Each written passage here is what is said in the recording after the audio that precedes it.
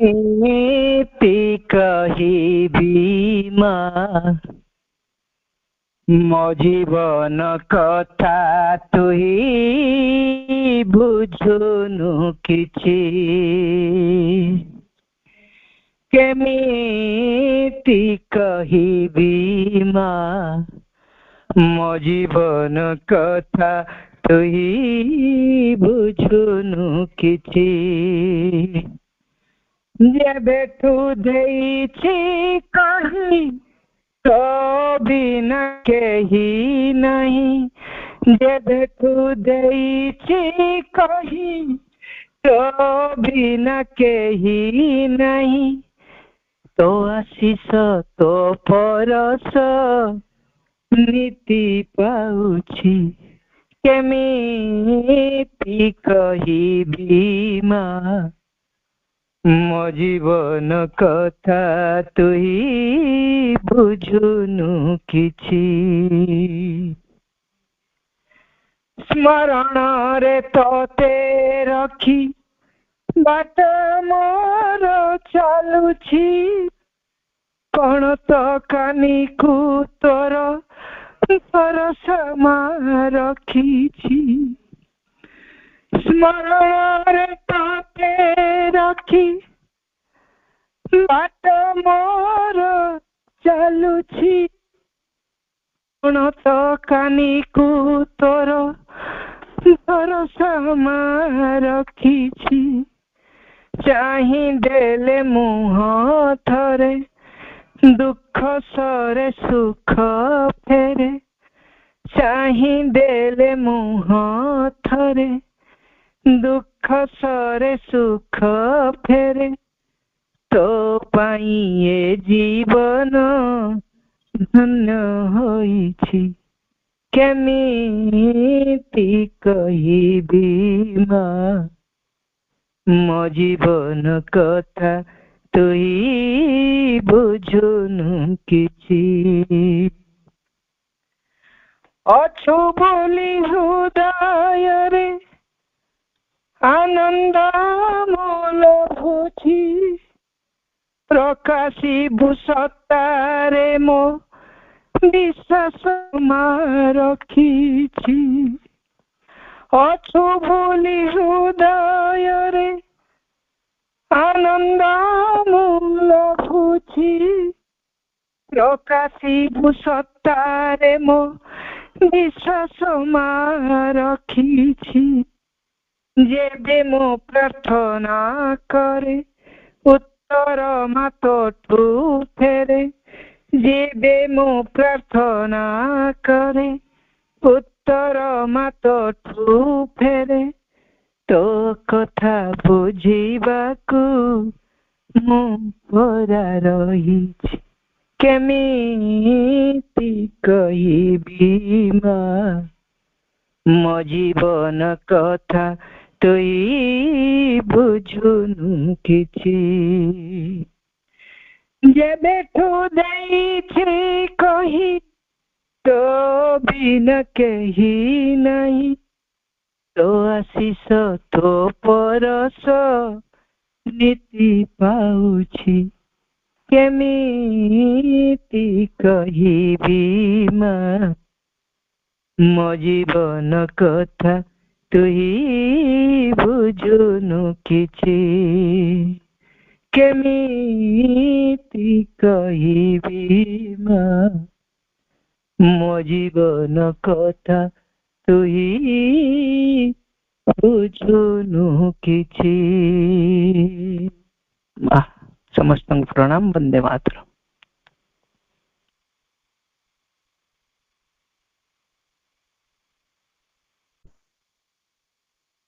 ତାକୁ କିଏ କହିଲେ ତମେ ତମ ପୁଅ ନାଁ ଟା ଭଗବାନ ରଖିଦିଅ ଆଉ ତମେ ସବୁବେଳେ ଭଗବାନ ଭଗବାନ ଡାକିବ ଆଉ ତମ ମୃତ୍ୟୁ କାଳରେ ବି ଭଗବାନ ନାଁଟା ପାଟିରେ ପଶିବ ଯାହା ଫଳରେ ତମର ମୁକ୍ତି ହେଇଯିବ।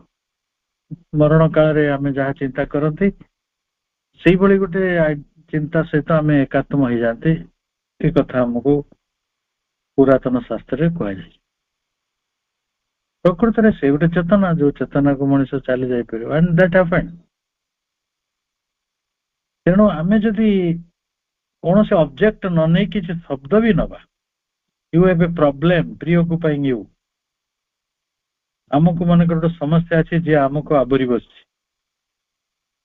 You don't know the solution of the problem आपण प्रॉब्लम टी जानी ना well you objectify your problem in your mind आमे मन रे सेही समस्याटी को मन करंतु ऑब्जेक्टिफाई कले ताको गोटे वस्तु स्थिति देले put it on the most precise exact and succinct terms possible आमे ताको गोटे यथार्थ स्थान रे ठीक भाव रे यथायथ भाव रे रखिले यदि आमे ता ऊपर कंसंट्रेट करबा आमे गोटे मेक एन एफर्ट उद्यम करबा आमे केवल से शब्दटी ऊपर कंसंट्रेट करबा you concentrate only on the word and if possible on the idea they represent जेमति आमे गोटे मंत्र रो अर्थ ऊपर मध्ये ध्यान देवा कथा खाली मंत्रटा जदि गाई जवा सेटा मेकानिकल हे मंत्रटा एत पई काम करे तेणु जदि आमे ता को सही आइडिया ऊपर से जो आइडिया को बा जो विचार को प्रतिनिधित्व करूछि से शब्द गुड़िक आमे ता ऊपर जदि कंसंट्रेट करबा आमे जदि आम समस्या ऊपर कंसंट्रेट करबा open your problem you concentrate and concentrate आमे एकाग्र हवा माने मा केते जोर दै छथि nothing else exist but that किछि भी आउ आपण को मुंड रे पसिबोनी केवल से गुटिए कथा ही कहइबो and it is true that all of a sudden एक कथा सत जे गुटिए हठात की कोन घटिबो ना you have the feeling of something opening आमे तो अनुभव पाइबा जे आम भितरे कोन उठे खोली जाउछि and one is on the other side आपण समस्या भितरे नांती समस्या आरपटे अच्छा समस्या आरपटा कौन मां पचार other side of what problem रो अर्थात आपण सॉल्यूशन रे अच्छा it means that you have opened a door of your consciousness तमे तम चेतनार द्वार टी खोली देइछो एंड इंस्टेंटेनियसली संगे संगे तत्क्षणात you have the solution of your problem तमे तम प्रॉब्लम रो सॉल्यूशन मध्ये पाई जाय it is an excellent method of learning how to identify oneself तेणु निजकू आमे किभली भाव रे तल्लीन एकात्म करि परिबा एकात्म तो एक्जेक्ट टर्म मीनिंग ने तादात्म्य आमे किपरि प्रकृत रे तादात्म्य करि परिबा इटा उटे एक्सेलेंट मेथड माउरी एग्जांपल भीतर को हमको नहीं छंती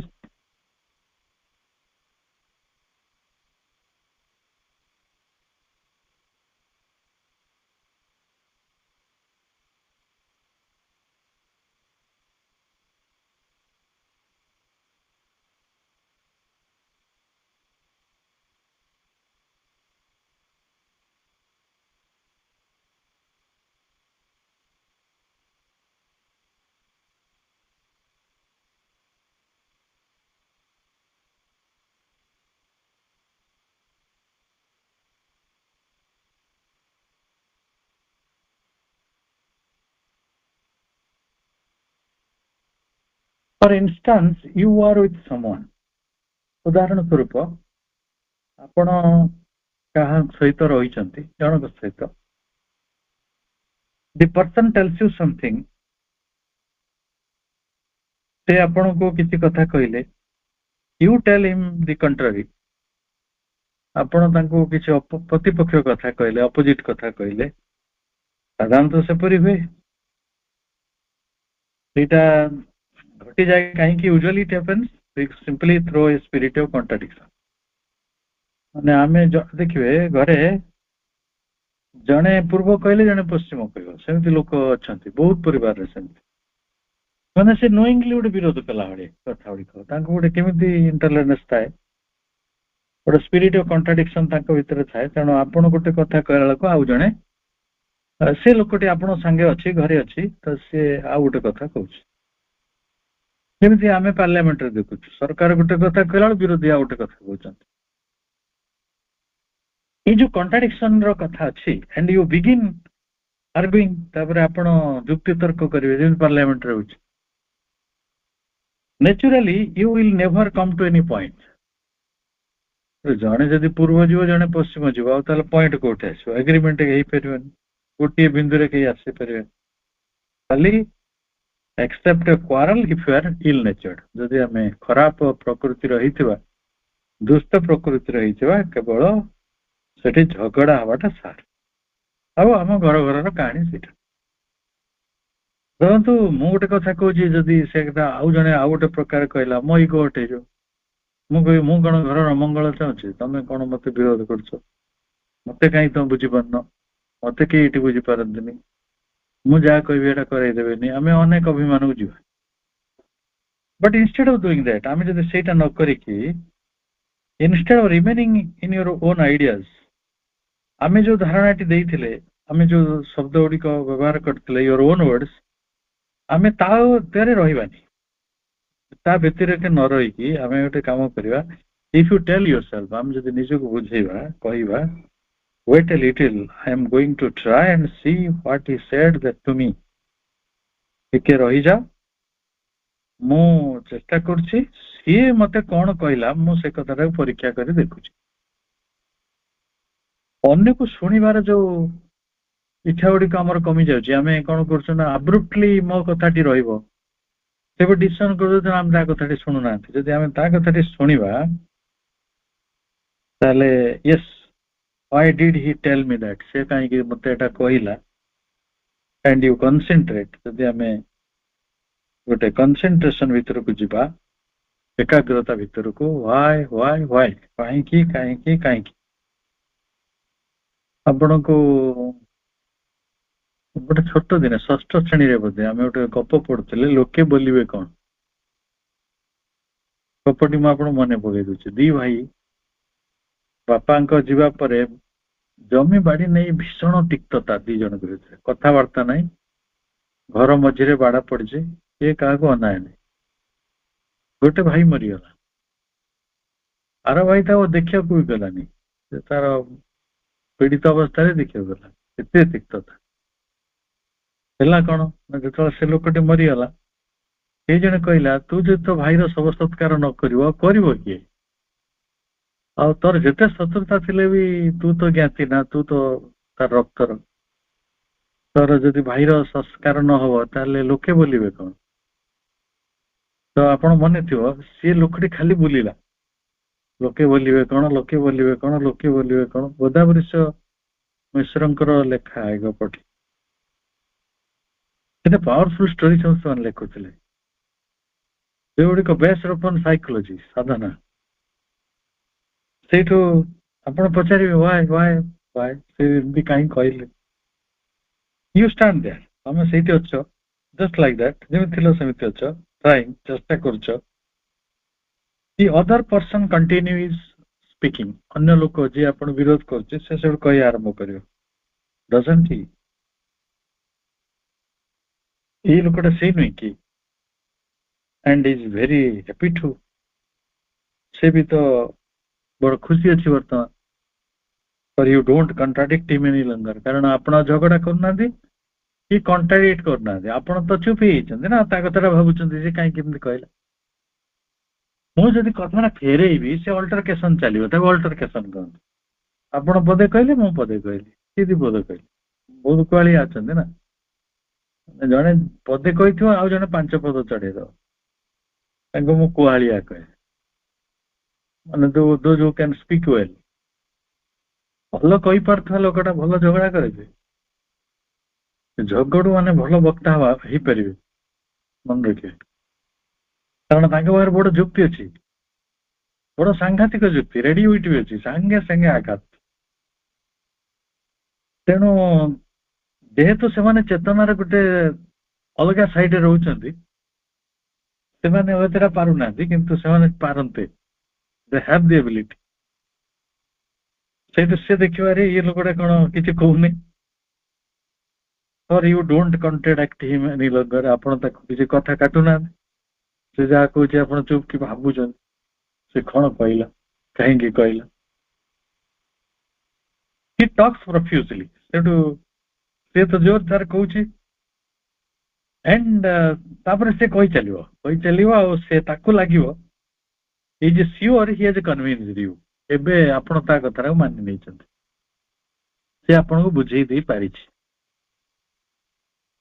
ଆମେ କଥାରେ କଣ କହିଲେ, ମୁଁ ଏମିତି କହିଲି ତା ପାଟି ଆଫା ଆଫା ହେଇଗଲା, ସେ କଣ କିଛି କହିପାରିଲା କି, ପୁରା ଚୁପ୍ ହେଇଗଲା ନା, ଆଉ ତା ପାଟିର ଭାଷା ବାହାରିଲାନି, ବୁଝିଲା। ସେ ତ ତାମାନେ କଣ, ଜଣେ ଯଦି ମତେ କିଛି ଉତ୍ତର ଫେରଉ ନାହିଁ ତାମାନେ ମୁଁ ଯାହା କହୁଛି ସେଇ କଥାଟାକୁ ସେ ଗ୍ରହଣ କରିଛି, କନଭିନ୍ସ କରିଦେଇଛି ବୋଲି ଆମେ ଭାବୁ। then you concentrate more and more on what he is saying, କିନ୍ତୁ ଆପଣ ଆପଣଙ୍କ କାମ କରୁଥିବେ, ସେ ଯାହା କହିଥିଲା ଆପଣ ତା ଉପରେ ଅଧିକରୁ ଅଧିକ ଏକାଗ୍ର ହେବେ, and with the feeling that gradually, ଧୀରେ ଧୀରେ କଣ ହବ ନା ଗୋଟେ ଅନୁଭୂତି ଆସିବ, through his words, ତା ଶବ୍ଦ ଦେଇ you are entering his mind, ଆମେ ତାଙ୍କ ଶବ୍ଦ ଦେଇ ତାଙ୍କ ମନ ଭିତରେ ପ୍ରବେଶ କରିଛୁ। ତାଙ୍କ ଶବ୍ଦ ଦେଇ ତାଙ୍କ ମନ ଭିତରେ ପ୍ରବେଶ କରିବାଟା କଣ, ମୁଁ ସେଇ କଥାଟିକୁ ବହୁବାର ଆପଣଙ୍କୁ ବୁଝେଇଛି। ମନେ କରନ୍ତୁ ଆପଣ ମନୋଜ ଦାସଙ୍କୁ ପଢୁଛନ୍ତି, ଅର୍ଥାତ୍ ମନୋଜ ଦାସଙ୍କ ମନ ଭିତରେ ଆପଣ ପଶି ଯାଉଛନ୍ତି। ଆଜି କାହ୍ନୁଚରଣଙ୍କର ଓଡିଶାର ଜଣେ ପ୍ରଥିତଯୋଦ୍ଧା ଔପନ୍ୟାସିକ ଗୋପୀନାଥ ମହାନ୍ତିଙ୍କ ବଡ ଭାଇ, ତାଙ୍କ ଜନ୍ମଦିନ, ବୋଧେ କେତେ ବହି ଓଡିଆ ଭାଷା ପାଇଁ ସେ ଲେଖିଛନ୍ତି, କାପରି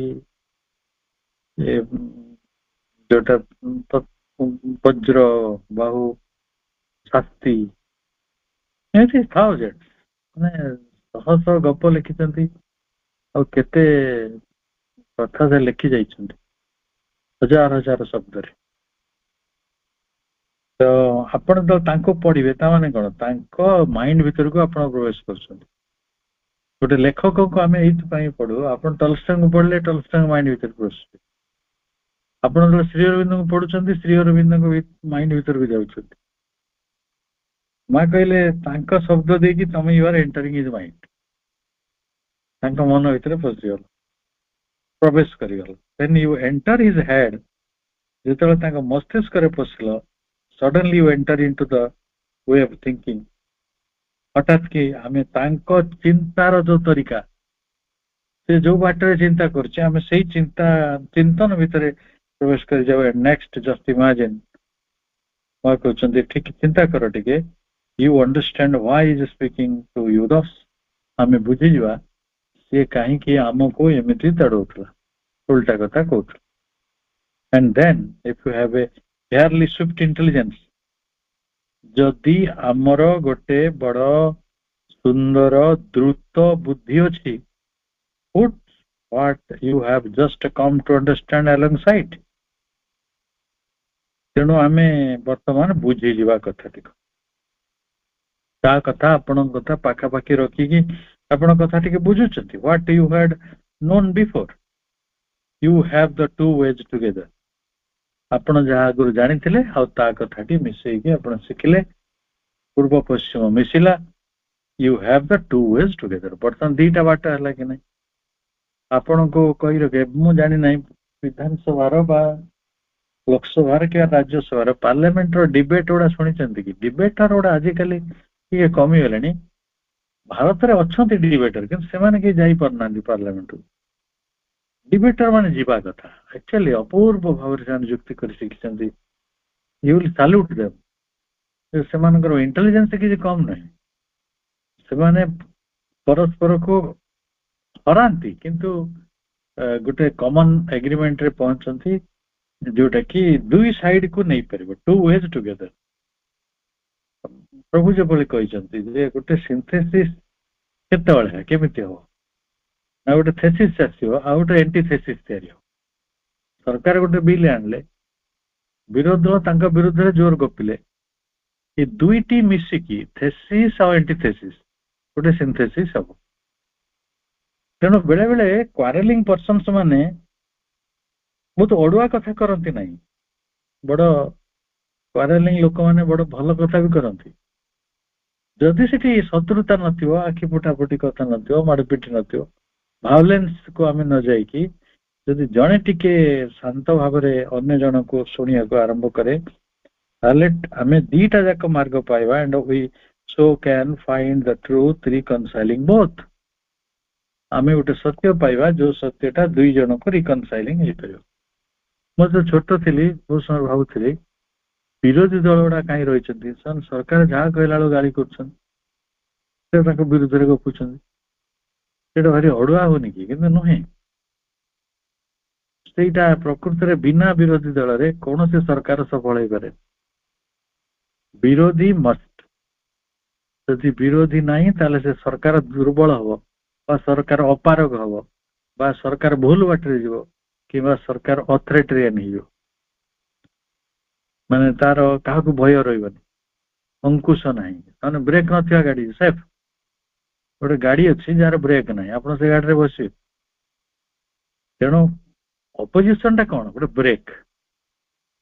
କେହି ଜଣେ ଟୋକିବାକୁ ଆପଣଙ୍କୁ ଅଛି, କେହି ଜଣେ ରୋକିବାକୁ ଅଛି, କେହି ଜଣେ ଆପଣଙ୍କୁ ଅଟକେଇବାକୁ ଅଛି, କିଏ ଜଣେ ଅସନ୍ତୋଷ ପ୍ରକାଶ କରିବାକୁ ଅଛି, କିଏ ଜଣେ ଗାଳି ଦେବାକୁ ଅଛି, କିଏ ଜଣେ ଆପଣଙ୍କୁ ଓଭର ପାୱାର କରିବାର ଅଛି।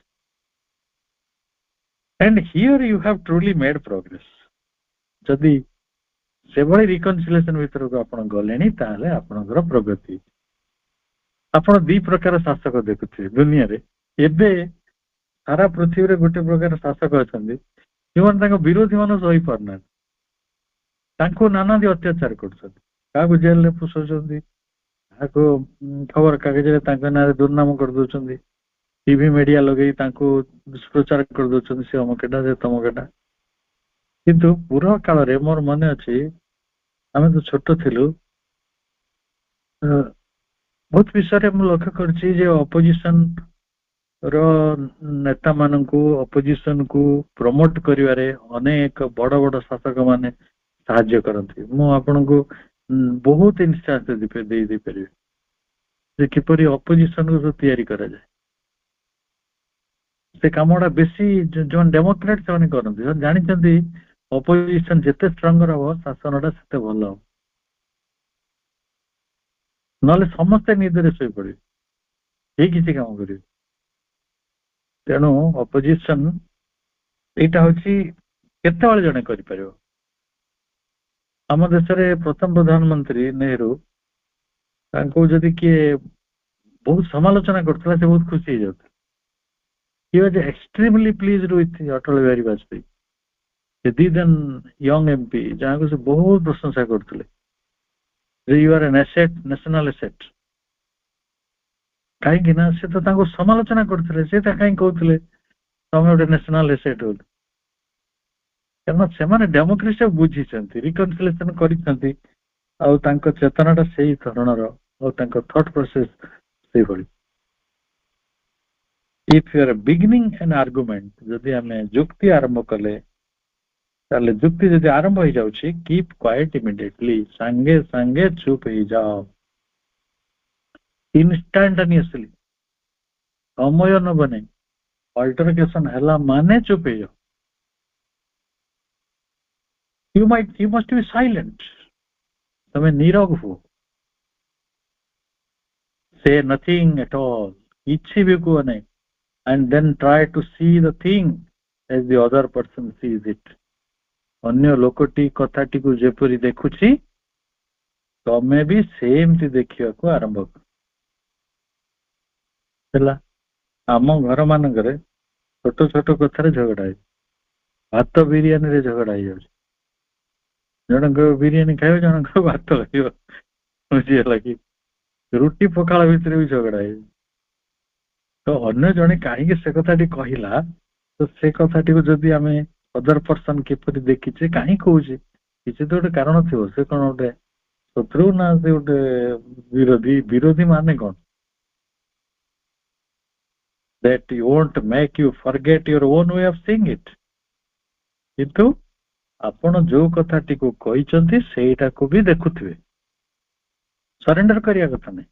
ତାମାନେ ସେ ଗୋଟେ ପକ୍ଷ କହୁଛି, ଆପଣ ଗୋଟେ ପକ୍ଷ କଥା କହୁଛନ୍ତି, ନଦୀର ଦୁଇ କୂଳ ଭଳି ଗୋଟେ ସମ୍ମିଶ୍ରଣ ହଉଛି। ସେଇଟା ହେଲା ଥେସିସ୍ ଆଉ ଏଣ୍ଟିଥେସିସ୍ ର ମିଳନ। ସିନ୍ଥେସିସ୍।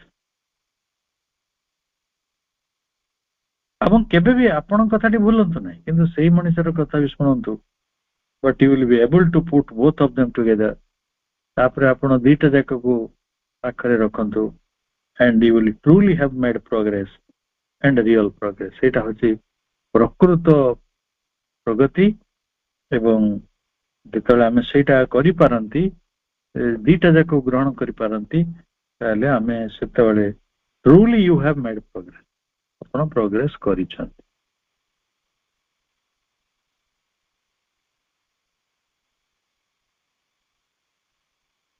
କଥାଟା କିପରି, ଆପଣ ସେ କାହାଣୀ ଗୁଡିକ ପଢିଛନ୍ତି? ଗୋଟେ ଛୋଟ ଦିନେ ମୁଁ ଗୋଟେ କାହାଣୀ ପଢିଥିଲି, ଆପଣ ବି ପଢିଥିବେ, ଛୋଟ ଛୁଆ ମାନଙ୍କ ବହିରେ ପଢା ହଉଥିଲା।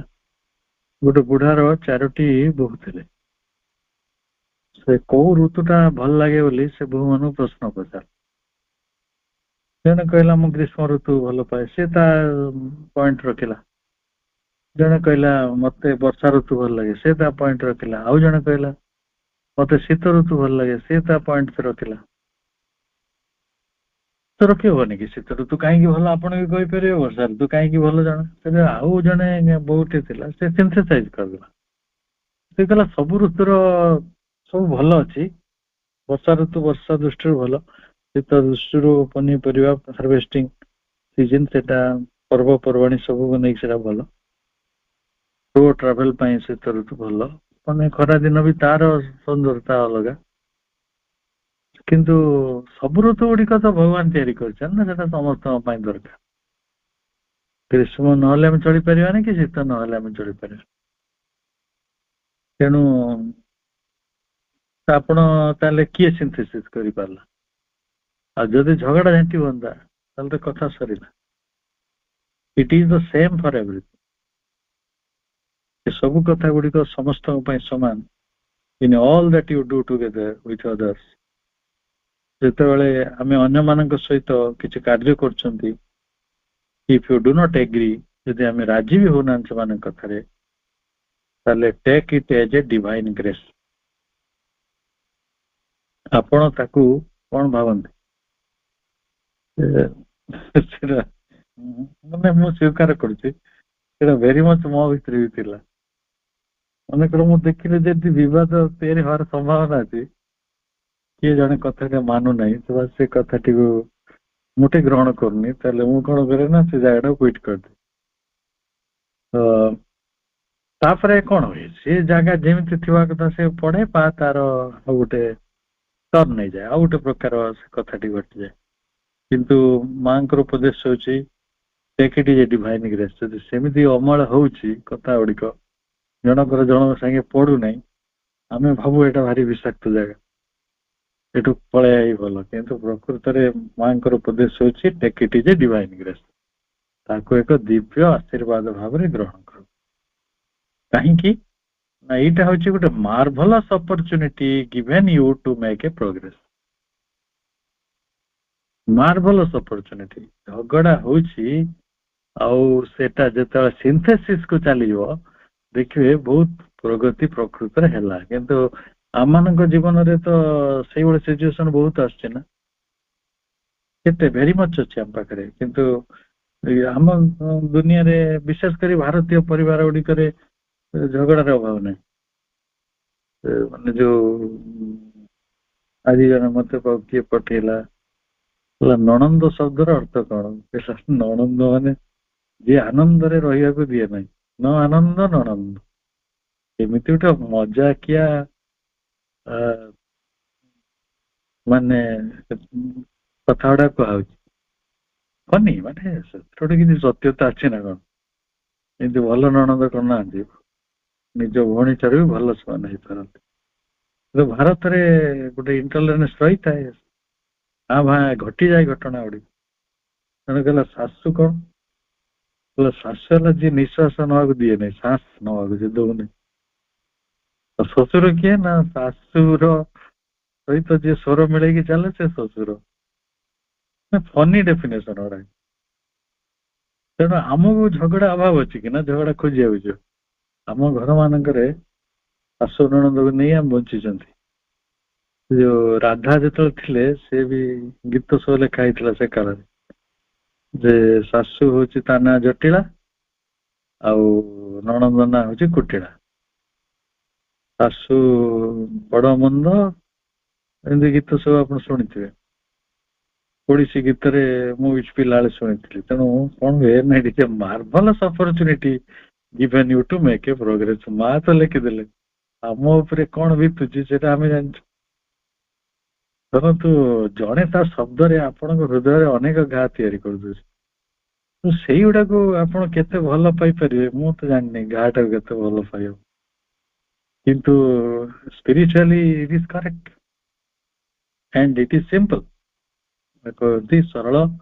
instead of being on this side, ଆମେ ଏ କୂଳରେ ନ ରହିକି you are on the other, ଆର କୂଳରେ ଆମେ ପହଞ୍ଚିଯାଉ।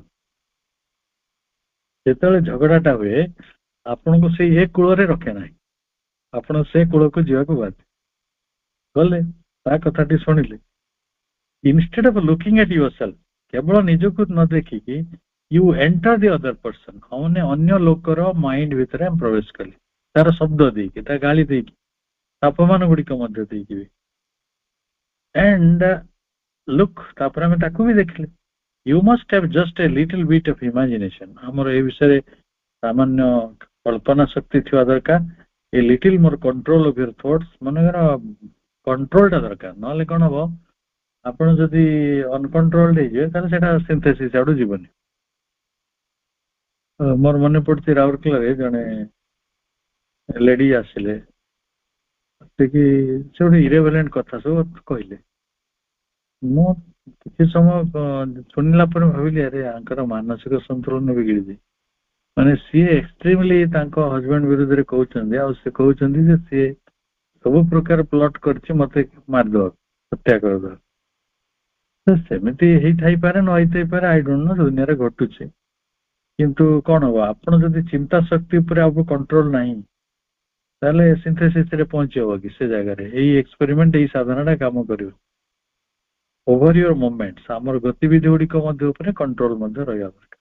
ଅର୍ଥାତ୍ ଆପଣ ମେଣ୍ଟାଲି ସାଉଣ୍ଡ ରହିବେ, ଥଟ୍ ପ୍ରୋସେସ ରେ ଆପଣ ନର୍ମାଲ ରହିବେ। କିନ୍ତୁ ଜଣେ ଯଦି ରାଗିକି ଥରିଲା, ମୂର୍ଚ୍ଛା ହେଇଗଲା, ପାଣି ପିଇଲା, ବାନ୍ତି କରି ପକେଇଲା, ସେମିତି ଲୋକ ଦେଖିଛନ୍ତି ନା, ଝଗଡା ପରେ ବାନ୍ତି କରିବେ, କିଏ ମୁଣ୍ଡ ପିଟିବ, କିଏ ରେଳ ଲାଇନ ଦୌଡିବ, କିଏ ବିଷ ପିଇଦବ। ଦୁନିଆରେ ଏମିତି ଲୋକ ଅଛନ୍ତି ଯୋଉ କାନେକ୍ଟ କଣ୍ଟ୍ରୋଲ ଦେମ୍, ଅଛନ୍ତି ବହୁତ, but that is not very difficult.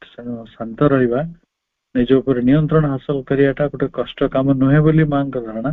when you have tried it out a little, ଯଦି ଅଳ୍ପ କିଛି ବି ଚେଷ୍ଟା କରିବ, after a while you feel it is easy। ଚେଷ୍ଟା କଲେ ସେଟା ସରଳ ହେଇଯିବ। ସେମିତି ଚେଷ୍ଟା ନ କଲେ ତ ସବୁ କଥା କଷ୍ଟ, କୋଉଟା ସହଜ କି? ତେଣୁ ଏଭଳି ଭାବରେ ଆମେ ଗତି କରିବା। 148 ପେଜରେ ରହିଲେ ଅଧା ବାଟରେ, ପୁଣି ଆଗକୁ ଯିବା। ଆଉ ଗୋଟେ 1.5 ପେଜ ପଢିଲେ ପରେ ଆମର ଏଇ ଯୋଉ ଟେକ୍ନିକ ଟା ପଢୁଛନ୍ତି ଆଇଡେଣ୍ଟିଫିକେସନ, ତାଦାତ୍ମ୍ୟ ସରିବ। ଖାଲି ସରିଗଲେ ତ ହବନି, ତାକୁ ପ୍ରାକ୍ଟିସରେ ଆଣିବାକୁ ପଡିବ। ଆଉ ପ୍ରାକ୍ଟିସ ସବୁବେଳେ ସହଜ ବି ନୁହେଁ, ମାନେ ମନେ ରଖିବେ। କାରଣ ମା ତ ସିଏ ଜଗନ୍ମାତା, ତାଙ୍କର ଚେତନାଟା କୋଉଠି ଥିବ ସେ ଆପଣ ଜାଣିଛନ୍ତି। ଆମ ଚେତନାଟା ଯୋଉଠି ଅଛି ସେ ଜାଗାରେ ଏଇ ପାଦେ ପାଦେ ଚାଲିବା ବି ବହୁତ କଷ୍ଟ। ତଥାପି ମାଙ୍କର ସ୍ପର୍ଶ ଅଛି, ମାଙ୍କର କୃପା ଅଛି ବୋଲି ଆମେ ଏଗୁଡିକ ଶୁଣିପାରୁଛନ୍ତି। ସେଭଳି ଟେକ୍ନିକ ଆମ ହାତକୁ ଆସୁଛି। ଘରେ ଆମେ କଣ ଝଗଡା କରନ୍ତିନି ନା ମନ ଦୁଃଖ କରନ୍ତିନି? ଅନ୍ୟର ଶବ୍ଦରେ ଆମେ ଆଘାତ ପାଇକି ବି ବ୍ୟଥିତ ହୁଅନ୍ତି, ମର୍ମାହତ ହୁଅନ୍ତି, କନ୍ଦାକଟା ବି କରନ୍ତି, ସବୁ ହୁଏ। କିନ୍ତୁ ତା ସତ୍ତ୍ୱେ ଗୋଟେ ଗୋଲ୍ଡେନ ଅପରଚୁନିଟି ଅଛି, ଗୋଟେ ଡିଭାଇନ ଗ୍ରେସ ତା ପଛରେ କାମ କରୁଛି। ଏବଂ ମାଙ୍କ ଶବ୍ଦ ହଉଛି ଏଠି ଯେ ମାର୍ଭଲସ୍ ଅପରଚୁନିଟି ଫର ପ୍ରୋଗ୍ରେସ। ତେଣୁ ଚିନ୍ତା କରନ୍ତୁ, ଏଇ ସିଚୁଏସନ ଟା ଆମ ପାଇଁ ତିଆରି ହଉଛି ମାନେ ଇଟ୍ is a marvellous opportunity for progress. ମାଙ୍କର କୃପାଟା କୋଉଠି ଯାଇକି କାମ କରୁଛି। ଗୋଟେ ଝଗଡାଳୁ ପରିବେଶରେ ଆପଣଙ୍କୁ ଏଟା ବେଶୀ ସମ୍ଭବ ହେଇପାରୁଛି।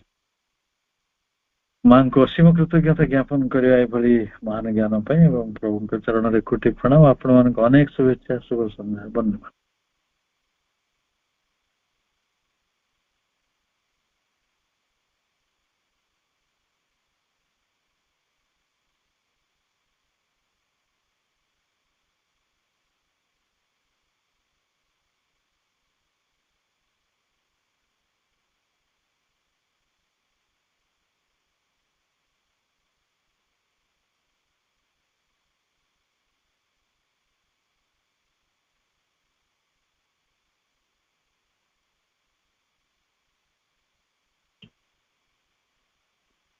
ମା ଆରମ୍ଭ କରନ୍ତୁ ବାପା ଗାୟତ୍ରୀ ବାପା।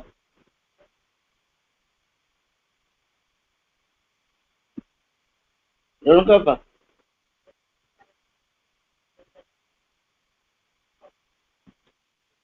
ରେଣୁକା ବାପା। ଆଜ୍ଞା ଭାଇ। ପୂଜ୍ୟ ଭାଇଙ୍କର ଆଲୋଚନାଟି ଅତ୍ୟନ୍ତ ସରଳ ସୁନ୍ଦର ସାବଳ ହୃଦୟ ସ୍ପର୍ଶୀ ଥିଲା। ଆମେ ଭାଇ